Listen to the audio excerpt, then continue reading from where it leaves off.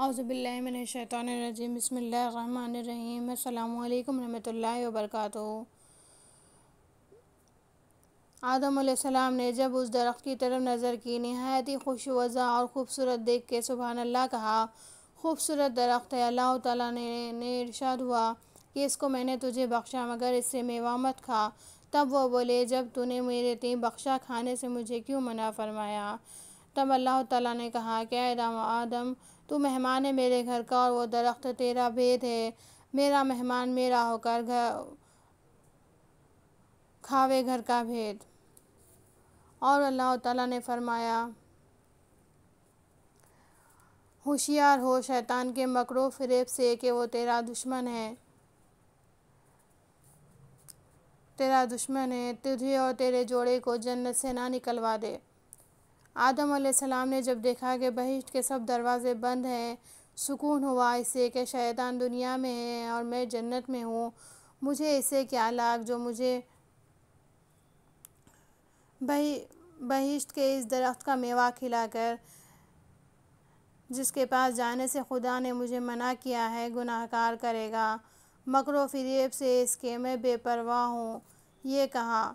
ایک روز ابلیس لعین نے ارادہ کیا آدم علیہ السلام کے پاس بہشت میں جانے کا، اور وہ 3 اسم اعظم خدا کے جانتا تھا۔ انہیں پڑھ کر 7 طبق آسمان کے طے کر کے بہشت کے دروازے پر جا پہنچا۔ بہشت کے دروازے بند دیکھ کر تصور و خیال کرتا رہا کہ کس طریقے سے، کس بہانے سے بہشت کے اندر جائے۔ اتفاقاً ایک مور کنگورے پر بہشت کے بیٹھا ہوا تھا۔ اس نے دیکھا کہ یہ اسم اعظم پڑھتا ہے۔ مور نے پوچھا، تو کون ہے؟ اس نے جواب دیا، میں ایک فرشتہ ہوں، فرشتوں سے اللہ تعالیٰ کے۔ مور بولا، تم یہاں کیوں بیٹھے ہو؟ شیطان نے کہا، میں بہشت کو دیکھتا ہوں اور جانا چاہتا ہوں۔ مور نے کہا، مجھے اللہ کا حکم نہیں کہ کسی کو جنت میں لے جاؤں جب تک کہ آدم علیہ السلام جنت میں ہیں۔ شیطان بولا، تو مجھے بہشت میں لے جا، تجھے ایک ایسی دعا سکھاؤں گا کہ جو شخص اس دعا کو پڑھے اور عمل کرے تو 3 چیزیں اس کو حاصل ہوگی۔ ایک تو کبھی بوڑھا نہیں ہوگا اور نہ مرے گا، اور جنت میں ہمیشہ رہے گا۔ ابلیس نے اس دعا کو پڑھا، اور پڑھ کر کنگورے سے بہشت کے دروازے پر دونوں آئے، اور طاؤس نے یعنی مور نے یہ ماجرا سانپ کو سنا دیا۔ وہ اس بات کو سنتے ہی خوف سے دروازے بہشت کے بند کر کے اپنے سر کو باہر نکال کر ان سے پوچھنے لگا، تو کون ہے؟ کہاں سے آیا ہے جو یہاں بیٹھا ہوا اسم اعظم پڑھتا ہے؟ وہ بولا، میں ایک فرشتہ ہوں، فرشتوں سے حق تعالیٰ کے۔ سانپ نے کہا، وہ دعا مجھے سکھا۔ شیطان نے کہا کہ بشرطے کہ تو مجھے بہشت میں لے جائے۔ سانپ بولا، مجھے خدا کا حکم نہیں ہے کہ کسی کو بہشت میں لے جاؤں جب تک کہ حضرت آدم علیہ السلام بہشت میں ہیں۔ ابلیس نے کہا، میں قدم اپنا بہشت میں نہ رکھوں گا، تیرے منہ کے اندر رہوں گا، اس سے باہر نہ نکلوں گا۔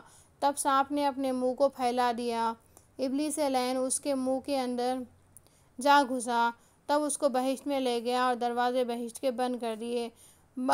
بعد شیطان نے کہا، تو مجھ کو اس درخت کے پاس لے جا کہ جس کے کھانے سے اللہ تعالیٰ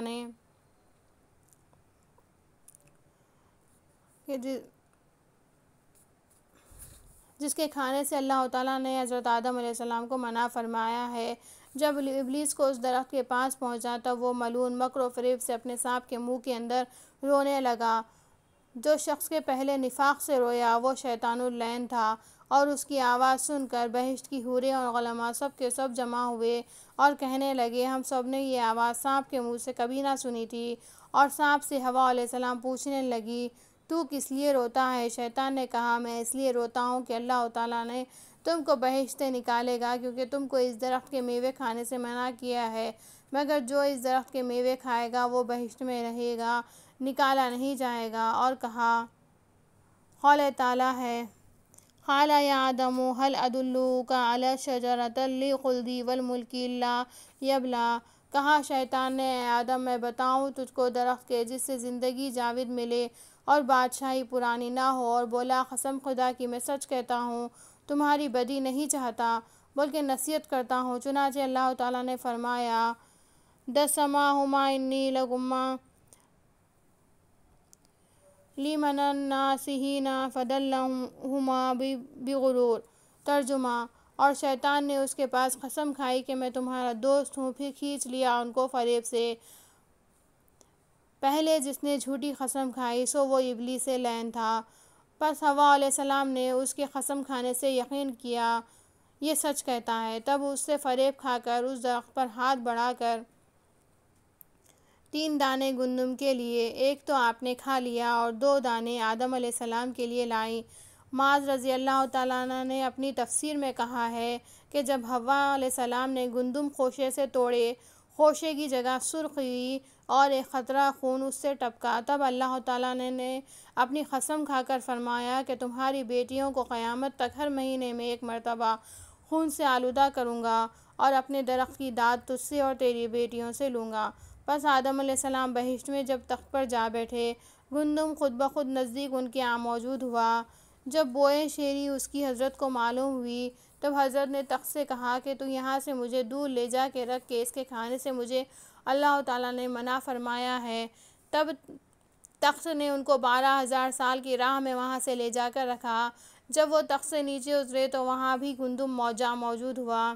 غرض جہاں کہیں آدم علیہ السلام جا بیٹھتے وہاں گندم موجود ہوتا۔ خبر ہے کہ اسی طرح تخت نے ان کو ہزاروں برس کی راہ میں لے جا کے رکھا، پھر وہاں بھی گندم جا پہنچا۔ بادۂ گندم کہنے لگا، اے آدم، جو خدا تعالیٰ نے مقدر کیا ہے سو پہنچے گا۔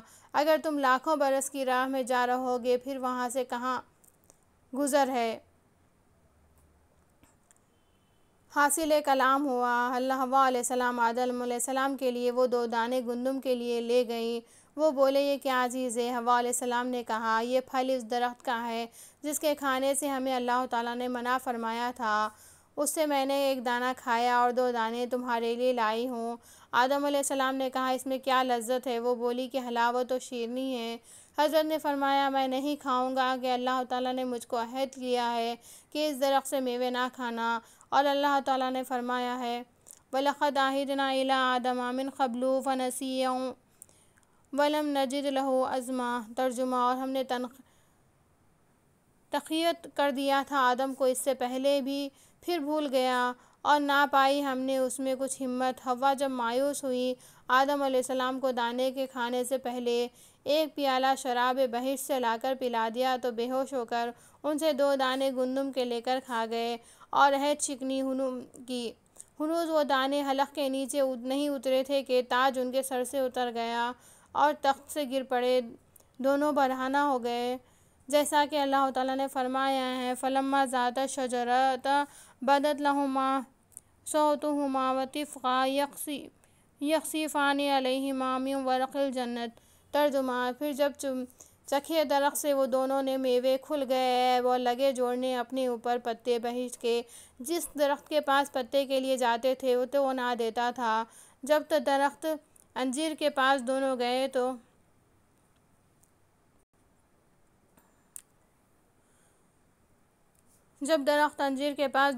تو اس نے سر جھکا کر دیا اور کہا کہ خذا منی ورقا، یعنی تم لو پتے مجھ سے اور سطر کو اپنے ڈھانکو۔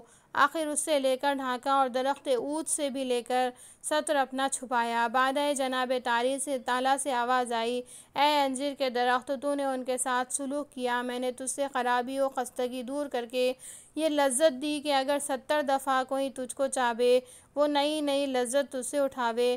اور درخت عود پر خطاب ہوا، اے عود، سب کے پاس میں نے تجھے عزیز تر کیا کہ آگ پر دھر کر تجھ سے خوشبو لیوے۔ بعد بہشت کے لوگ آواز دینے لگے کہ آدم و حوا علیہ السلام دونوں خدا کی درگاہ میں عاصی ہوں اور دیوانوں کی طرح بہشت میں بھٹکتے پھرتے ہیں۔ اللہ کی درگاہ سے 3 بار ان کی پکار ہوئی، جواب ان کا کچھ نہ دیا۔ تب جبرائیل علیہ السلام ان کے پاس آئے اور بولے، اے آدم، تیرا رب تجھے بلاتا ہے۔ تب آدم نے کہا، لبیک یا رب، ہم تجھ سے شرمندہ ہیں۔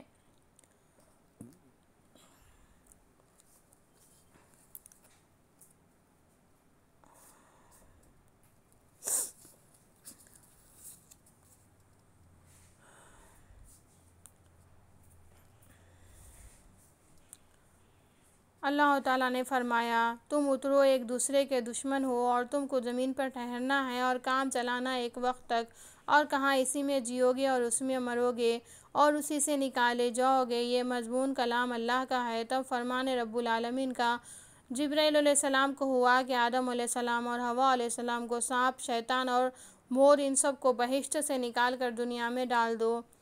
آدم علیہ السلام کے پاس گئے اور ان سے بیان کیا۔ اس بات کو سنتے ہی گھبرا گئے اور بہشت کی جدائی سے رونے لگے۔ آخر ایک ٹکڑا لکڑی کا مسواک کے واسطے وہاں سے لیا اور وہ لکڑی پشت بہ پشت ان کے خاندان میں چلی آئی، یہاں تک کہ موسیٰ علیہ السلام کے ہاتھ کا عصا بنی۔ پس آدم علیہ السلام اور حوا علیہ السلام اور مور اور سانپ اور شیطان مردود ان پانچوں کو بہشت سے نکال کر حوا علیہ السلام کو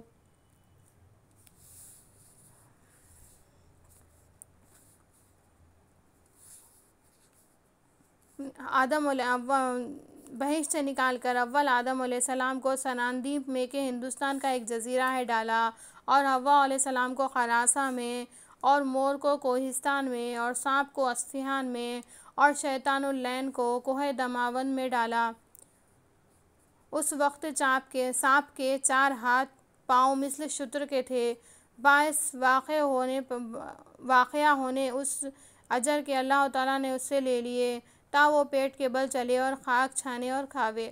اور آدم علیہ السلام کو جب سناندیپ میں ڈالا وہ اپنے گناہ سے 40 برس تک روتے رہے، اور دوسری روایت میں ہے کہ 300 برس روتے رہے، ایسا کہ آب چشم سے ان کے آنسوؤں سے نہریں جاری ہوئی، اور کنارے پر نہروں کے درخت خرما یعنی کھجور کے درخت، لونگ کے درخت اور جیفل پیدا ہوئے، اور حوا علیہ السلام کے آنسوؤں سے مہندی، وسمہ اور سرما پیدا ہوا، اور ان کے جو آنسوؤں کے قطرے دریا میں گرے اس سے مروارید یعنی موتی پیدا ہوئے تاکہ ان کی لڑکیوں کے زیور بنے۔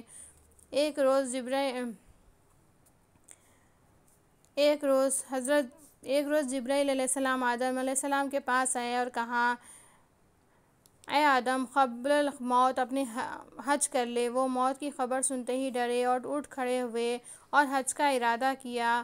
جس جگہ پر قدم ان کا جا گرا وہاں گاؤں اور بستی ہوئی، اور جہاں کہیں ان کی منزل کی ان کے قدم کی برکت سے وہاں شہر بسا۔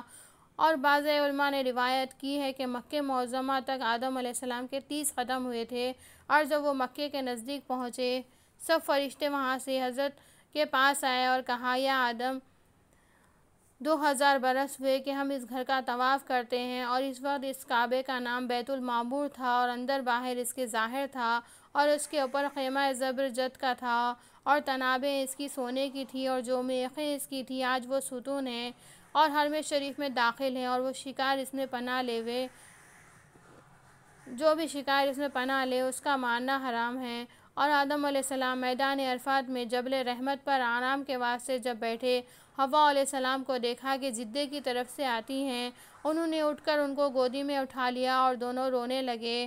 چنانچہ رونے سے ان کی آسمان کے فرشتے بھی روئے، دونوں نے آسمان کی طرف نگاہ کی، اللہ تعالیٰ نے ان کے آنکھوں سے حجاب اٹھا لیا، تب انہوں نے عرش کی طرف نظر کی جیسا کہ اللہ تعالیٰ نے فرمایا ہے۔ ترجمہ: پھر سیکھ لے آدم نے اپنے رب سے کئی باتیں، پھر متوجہ ہوا اس پر، اور حق وہی ہے، معاف کرنے والا، مہربان، اور ساقِ عرش پر یہ کلمہ لکھا دیکھا، لا الہ الا اللہ محمد رسول اللہ۔ تب آدم علیہ السلام نے اس بابرکت سے، اسی نام کی برکت سے جو تیرے نام کے ساتھ ہے، ہمارے گناہ بخش دے اور ہماری خود توبہ قبول فرما۔ جبرائیل علیہ السلام ان کے پاس آئے اور کہا، حق تعالیٰ نے آپ پر سلام بھیجا ہے اور فرمایا ہے کہ اگر بہشت میں ہی اس نام کو شفیع لاتا تو ہرگز میں تجھ کو دنیا میں نہ بھیجتا۔ اور خبر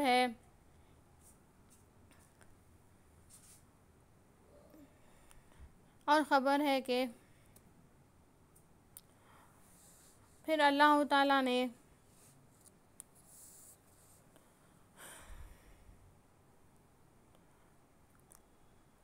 آدم علیہ السلام جب حج سے فراغت کی تو تب اللہ تعالیٰ نے جبرائیل علیہ السلام کو آدم علیہ السلام کو وادی نعمان میں جو ایک میدان کا نام ہے لے جا کر اپنے پروں کو ان کی پشت پر ملنے کا حکم دیا۔ جب جبرائیل علیہ السلام نے ملا تب ذرات بے شمار ان کی پشت سے نکلی، ایسا کہ تمام عالم ان کی اولاد سے بھر گیا۔ پس آدم علیہ السلام بولے یہ سب کون ہے؟ جبرائیل علیہ السلام نے فرمایا یہ سب تمہارے فرزند ہیں۔ انہوں نے کہا اتنی مخلوق کی گنجائش زمین پر کیسی ہوگی؟ اگرچہ جسم ہر ایک کام مورچے سے پیشتر ہے، اس پر زمین انہی سے بھر گئی۔ تب آواز آئی اے آدم، اس کی تدبیر میں نے آگے سے کر رکھی ہے۔ آدم علیہ السلام نے کہا یا رب العالمین کیا تدبیر ہے؟ اللہ تعالیٰ نے فرمایا بعضوں کو ان کے والدوں کے اصلاب میں اور بعضوں کو ماؤں کے ارحام میں، کسی کو روئے زمین پر اور کسی کو زیر زمین رکھوں گا۔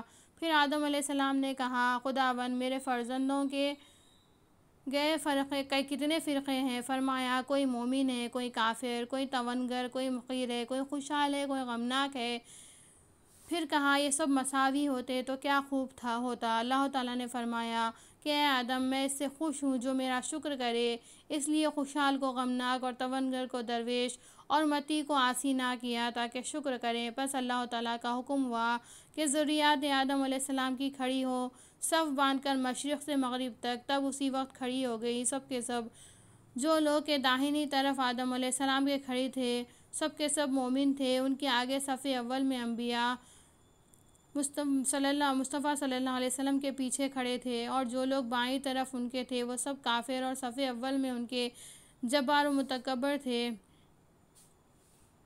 بعد امر الہی ہوا الست بربکم، یعنی آیا نہیں ہوں میں رب تمہارا؟ قالوا بلی، بولے سب سچ ہے تو ہے پروردگار ہمارا۔ بعد اس کے حق تعالیٰ نے کہا سجدہ کرو تم اپنے رب کو۔ پس وہ لوگ کے داہنی طرف آدم علیہ السلام کے کھڑے تھے وہ سب کے سب سجدے میں گئے، اور جو لوگ کے بائیں طرف تھے ان سبوں نے سجدہ نہ کیا۔ پھر دوسری دفعہ اللہ تعالیٰ نے ارشاد فرمایا اسجدوا، یعنی سجدہ کرو تم اپنے رب کو۔ جو لوگ بطرف راست تھے انہوں میں سے سجدہ کسی نے کیا اور کسی نے نہ کیا، اور جو بطرف چپ تھے ان میں سے بھی بعض نے کیا اور بعض نے نہ کیا۔